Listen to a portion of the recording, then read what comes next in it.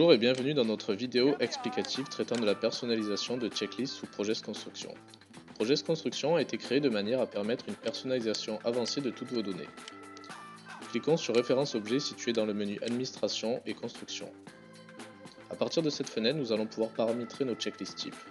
Nous avons, sous forme d'arborescence, plusieurs checklists types, comme la charpente, le génie civil, l'électricité.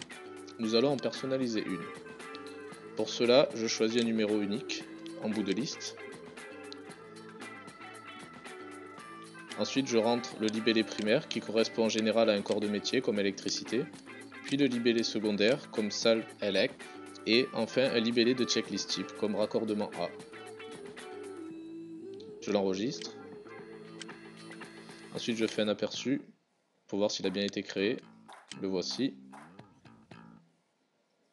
Nous allons en créer un deuxième et le situer au même emplacement, c'est-à-dire dans la salle elec. Nous réécrivons électricité, salle elec, raccordement B cette fois-ci.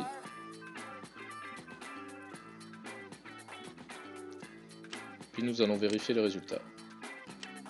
Il a bien été créé. Cette vidéo d'aide est à présent terminée. Merci pour votre attention. Nous allons accéder à l'éditeur de checklist. Pour ce faire, nous avons deux possibilités, soit par le bouton placé à droite, soit par le menu Démarrer, Administration, Construction et Checklist type.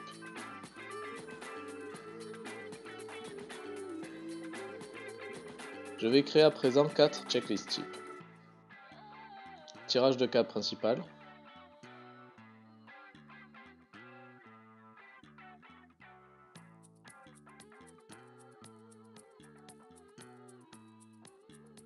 Avec une pondération de 60%. Crampage sur Telex.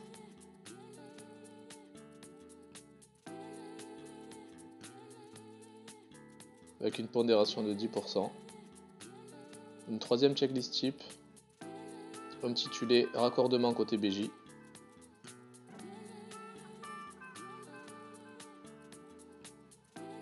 Avec une pondération de 15%. Et enfin, une dernière checklist type nommée Test de continuité, avec une pondération de 15% également. En dessous se situe le champ Code travaux. Il permet de regrouper les checklists types en catégories afin de pouvoir les analyser. Nous allons chercher à présent T-câble comme tirage de câble.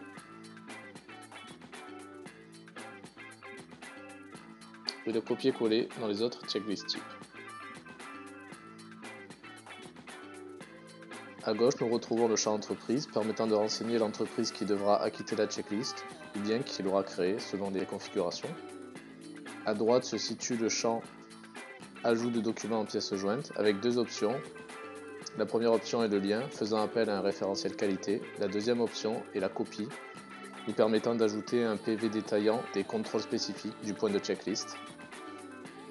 À droite se situent 6 champs nommés C1 à C6, ce sont des champs clients entièrement paramétrables dans le menu Démarrer, Administration, Utilitaire, Paramètres, Autres paramètres et Construction.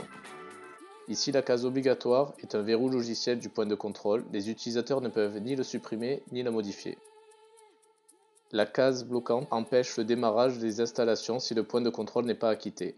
La case dynamique indique que le point de contrôle est à réaliser durant un arrêt. Le champ Planning permet la gestion du comportement de l'export dans MS Project. Il permet de regrouper les tâches sous MS Project en cliquant sur un ou d'en créer une individuelle en sélectionnant la dernière option. Dans l'aperçu du rapport, il est important de vérifier que la somme des pondérations soit bien égale à 100% afin de permettre une bonne ventilation de la charge définie lors de la création des références objets. Cette vidéo d'aide est à présent terminée. Merci pour votre attention.